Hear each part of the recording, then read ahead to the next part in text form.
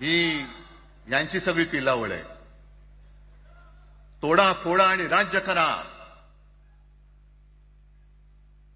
आपण ज्या काही गोष्टी केल्या होत्या, हे म्हणतात म्हणे शिवसेनेने आजपर्यंत काय केलं. शिवसेना म्हणजे आता राज मी तुला माझ्या सोबतच घेतो, कारण आपण तेव्हा एकत्रच होतो, आता सुद्धा पुढे एकत्र चाललेलो आहोत. त्याच्यामुळे आपलं सगळं तेव्हाच म्हणतोय, आपला एवढ्या वर्षाचा कालखंड मराठी माणूस म्हणे मुंबई बाहेर नेला. मराठी माणूस आम्ही मुंबई बाहेर नेला असं जर का तुम्हाला वाटत असेल तर 14 सालानंतर तुम्ही मुंबई आणि महाराष्ट्राचे जे काही लचके तोडले, मुंबईतून सगळे उद्योगधंदे, महाराष्ट्रातून उद्योगधंदे सगळे पळवले, आर्थिक केंद्र गेलं, हिरे व्यापार गेला, मोठमोठी ऑफिसेस गेली. आपल्याकडे येणारे उद्योगधंदे जे आपल्या काळात येत होते ते कुठे गेले? मग काय तेवढंच हिंदुस्थान किंवा तेवढंच सगळे हिंदू आहेत? तेवढेच हिंदू आहेत? आम्ही सगळं करत होतो, केलं होतं.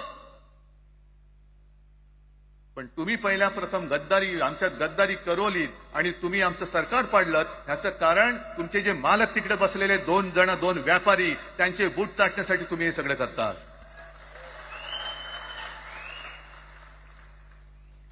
हे इतक्या वर्षाचं सगळं सहन करत करत करत आपण आलो. आपल्या डोळ्या देखत सगळे लचके तोडले जात आहेत. आपल्या दोघांनाही भांडवलं जात आहे आणि नतद्रष्ट आपल्या डोक्यावरती बसतायत. किती काळ सहन करायचंय? प्रत्येक वेळेला काही झालं की भांडाभांडी लावायची. आता सुद्धा तेच होणार. म्हणजे आम्ही एकत्र येणार, आल्यानंतर निवडणुकीपर्यंत एकत्र राहतील का? सत्ता प्राप्ती, काही जण म्हणतात की यांचा मराठीचा नाही, महापालिकेचा आहे. अरे नुसता महापालिकेचा नाही, तर आमच्या महाराष्ट्राचा आहे. आम्ही महाराष्ट्रात सुद्धा काबीज करू.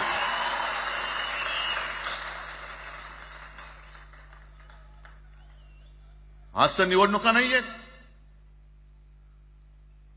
आमची सत्तेवरती जे शिवसेना प्रमुखांनी सांगितलं, अरे सत्ता काय, सत्ता येते आणि सत्ता जाते.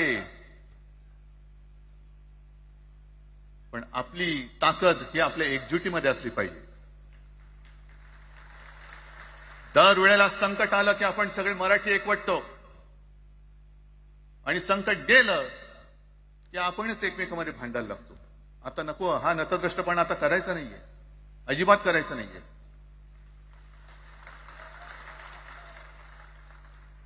कारण गेल्या विधानसभेत त्यांनी जे काही केलं, बटेंगे तो कटेंगे. आपल्याला काय वाटलं होतं की हिंदू मुसलमानांमध्ये करतायत. हिंदू मुसलमान तर केलंच, पण त्यांनी खास करून केलं ते मराठेतर मध्ये केलं. म्हणजे यांची नीती आहे ती अशीच आहे जे गुजरातमध्ये त्यांनी केलं. गुजरातमध्ये गेल्या निवडणुकीत एक असा माहोल होता, मला वाटतं मोदी तेव्हा तर त्यांच्या नंतर असेल, माहित नाही मला, लक्षात नाही. वातावरण असं पेटलं होतं गुजरातमध्ये की बस आता पटेल यांना आपटेल.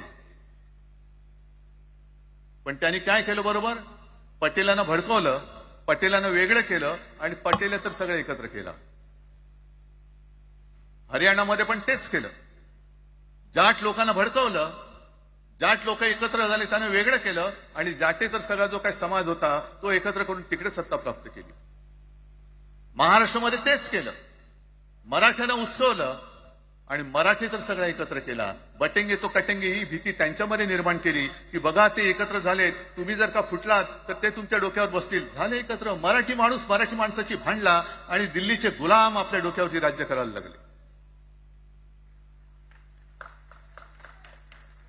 आणि आपण त्यांच्या पालख्या व्हायच्या.